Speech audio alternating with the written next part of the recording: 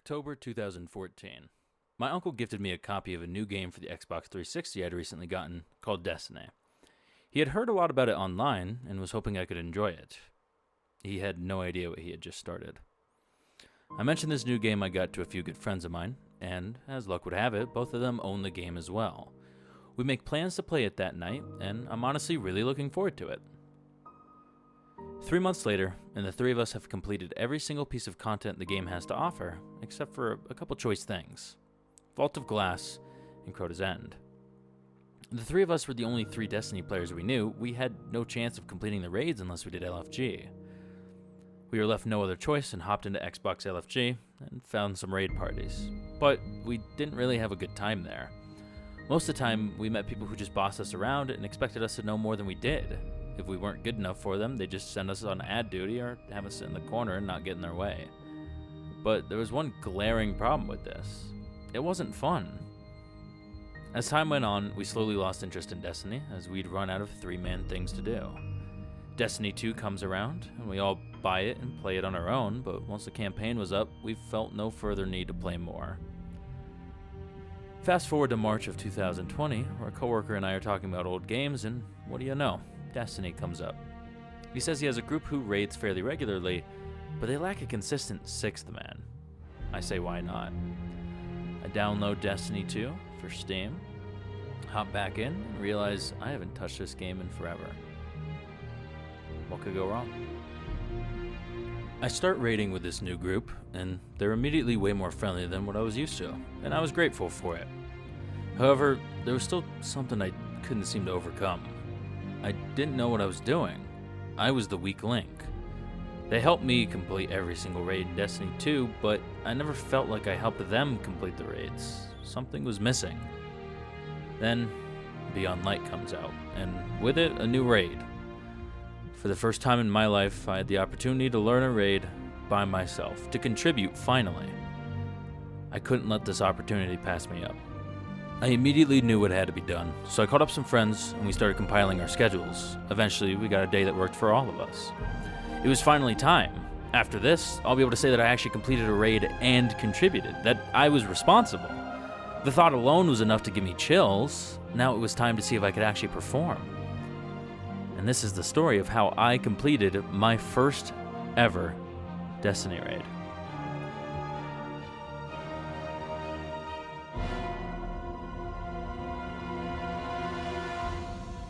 Let's get some character introductions out of the way first. We've got Green Wasp, Grug, Space Dace, Squee, myself, and Papa Adam. Grug and Squee are our Sherpas of sorts. They've both completed the raid over 20 times each, but they aren't to spoil anything for us unless we ask, whether we're doing it right, wrong, whatever. They were given explicit instruction to stay quiet. The rest of us? Blind as bats. I think you may or may not be getting off of your Sparrow. Do that. I am. Path on your Sparrow. Well, that sounds dumb. And full of chutzpah. Guys, I don't want to get too overzealous, but I think we're kind of good at this raid. Ready to take on the world. Now, first encounter, that was easy. You just had to drive a Sparrow, no big deal. I felt like I was one of the raid members who was a bit more fast on the uptake. I really understood the ins and outs of the first encounter well and completed it to the best of my ability.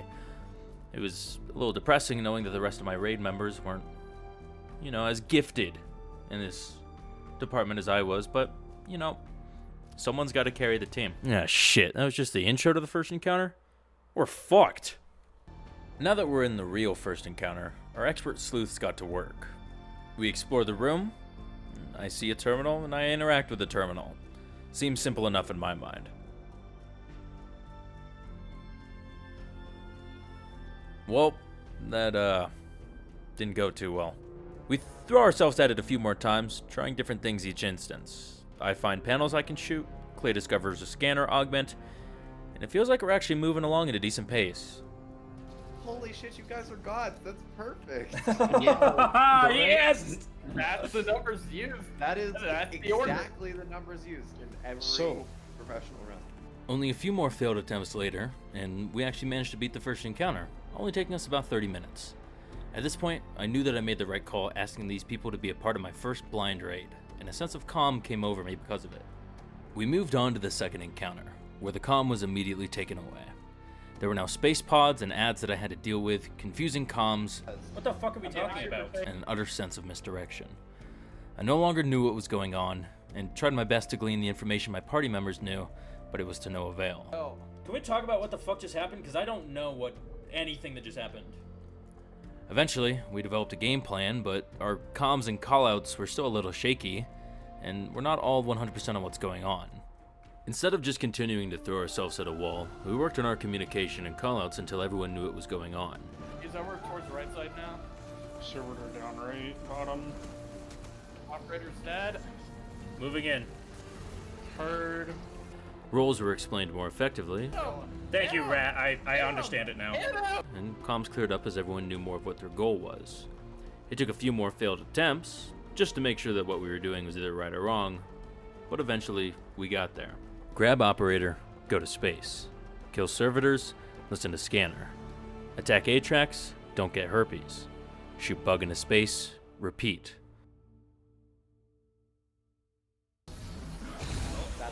Come on. Is that second encounter? Our hard work paid off in the end, as second encounter didn't take us too long to complete, but it showed off a few major holes in our team. Our communication was spotty at best, and we needed to slow down our pace in order for everyone to get a hang of it. Third encounter was our chance to exemplify that. But heading into third encounter, our Sherpas told us something was coming up. Turn up your music. we are about to come upon one of the best songs in the entire game. Well, my interest was certainly piqued. We were told to stay dead silent, for this was going to be an experience to remember. With that in mind, we headed into the parkour section. What followed was something mind-bogglingly beautiful. Artificial intelligence activated. Enjoying yourselves, intruders? It's worth knowing the cataclysmic damage you will be responsible for today. Do not fool yourselves. This facility is not simply the fruitless work of some pathetic scientist. This house was built by the genius Clovis Bray I himself. Within lies humanity's salvation. La Fontaine du Jouvence. Made possible by Clarity Control. Magnificent, wasn't it? An entity from beyond our own dimension. And the answer to humanity's eternal struggle. Mortality. Were it to fall into the wrong hands, humanity and the universe would be utterly doomed.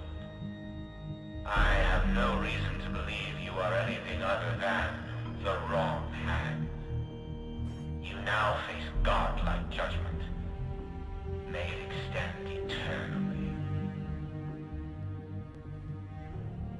Something about this section felt all too familiar to me.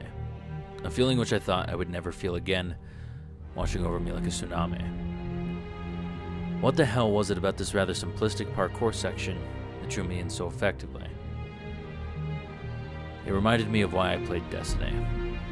The frantic Xbox party chats after the Engram cave was discovered. That feeling of getting my first exotic, as a crucible drop no less. Those sleepless nights in middle school where I'd grind with my two other friends in Prison of Elders trying to get Gallarhorn. The reason why I even came up with this idea in the first place, that longing for what Destiny used to be to me. And here it was, in the vacuum of space, with nothing but a dramatic piano and a prattling megalomaniacal super genius in my ear. I had found what I came back to Destiny for, and I couldn't have been happier.